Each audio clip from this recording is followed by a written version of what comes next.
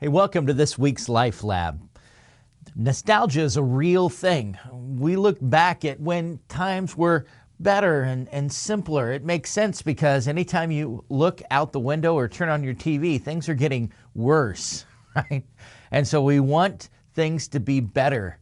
We look back to times like the 90s when everything looked like Full House, and we think that was great.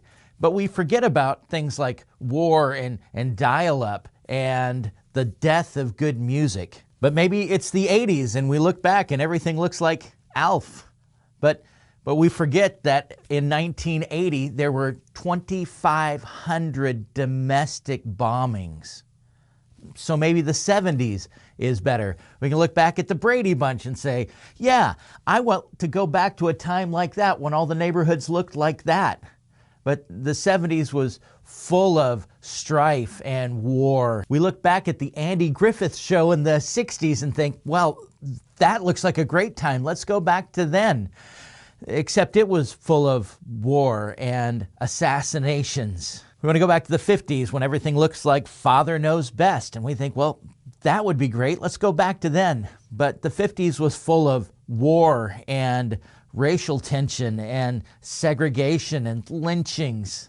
And maybe it's the 40s, like, well, World War II, or maybe it's the 30s, like the Great Depression, or maybe it's anytime you go backwards, things are actually worse there too.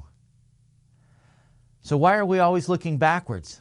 Well, Andy this week said that the reason why we always want to look backwards is because of a fear of the future, because we're worried about what's going to come.